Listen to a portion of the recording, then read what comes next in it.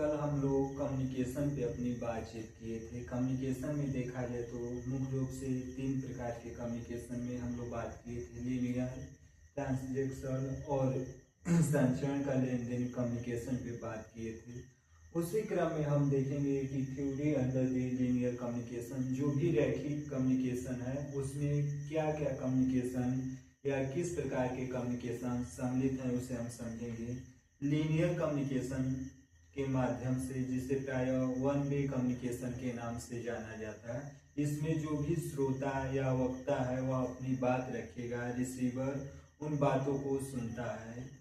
यानी कि कहने का आशय ये है कि जो भी सेंडर है वह रिसीवर को मैसेज देगा।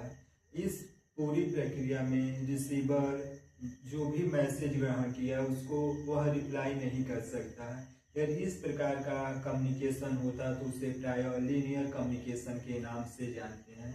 अब एक एक हम समझेंगे कि लीनियर कम्युनिकेशन में कितने प्रकार के कम्युनिकेशन सम्मिलित हैं।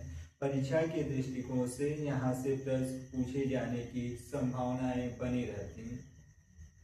सबसे पहले हम लोग अरस्तु, जिसे प्राय इरोटेशनल कम्युनिकेशन के नाम से जाना जाता है, यानी कि अरस्तु का संचार मॉडल।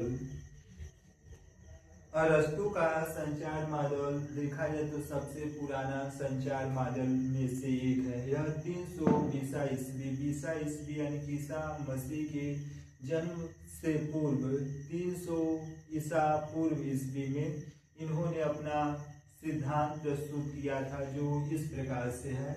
इनका जो भी सिद्धांत था वह लीनियर कम्युनिकेशन था, यानी कि एक रैखिक संचरण था। इसमें जो भी श्रोता है वो सुनेगा, सेंडर अपना मैसेज देगा। इसमें किसी भी प्रकार से रिप्लाई की व्यवस्था नहीं थी, जिसे प्राय वन वे कम्युनिकेशन के नाम से जानते हैं।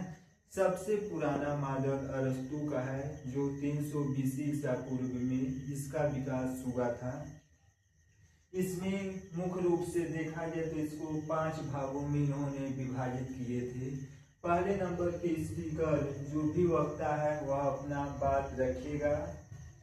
Speech, speaker, speech, occasion, audience, effect, यानी कि इनके 5 चरणों में इन्होंने इस मॉडल को कंप्लीट होने की शैली बताई थी, जिसमें से स्पीकर, स्पीच, ओकेशन, ऑडियंस और इफेक्ट यह अरस्तु का नियम था, जिसे प्राय अरस्तु का संचार मॉडल के नाम से जानते हैं। दूसरा, जिसे प्राय सैनवियर्स कम्युनिकेशन मॉडल के नाम से जानते हैं।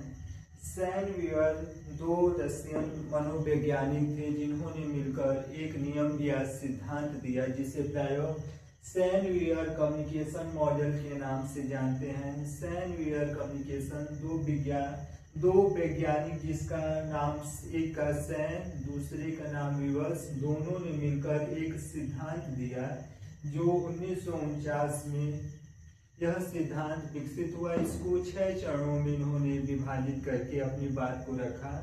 सबसे पहले देखा जाए तो इसमें इंफॉर्मेशन सोर्स यानी कि सूचनाओं को एकत्र किया जाएगा।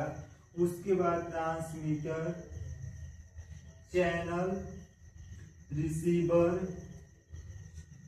डेस्टिनेशन, नॉइज सोर्स, यानी कि सैनवियर ने 1949 में अपना एक सिद्धांत दिया, जो मुख्य रूप से 6 चरणों में पूर्ण होती। उसमें information source, transmitter, channel, receiver, destination और नॉइज सोर्स सम्मिलित था।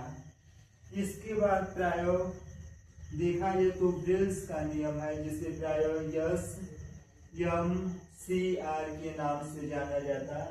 ब्रेल्स का नियम, जिसे प्राय SMCR के नाम से जाना जाता है। यस का मतलब सोर्स, यम का मतलब मैसेज, चैनल, रिसीवर, यानी कि ब्रेल्स का जो नियम है, जिसे प्राय SMRC के नाम से जाना जाता है। यहाँ से प्रश्न पूछ दिया जाता है कि SMCR का पूर्ण नाम क्या है, तो यस का नाम सोर्स, यम मैसेज, सी चैनल और रिसीवर, यह 1907 ईस्वी में विकसित हुआ। जो तीनों नियम थे वह एक रैखिक नियम थे जिसे प्रायः वन वे कम्युनिकेशन के नाम से जाना जाता। पहले अरस्तु का नियम इन्होंने सिद्धांत दिया, उसके बाद सैन वीवर उसका प्रेस का नियम सिद्धांत दिया जो एक रैखिक नियम के रूप में जानी जाती है।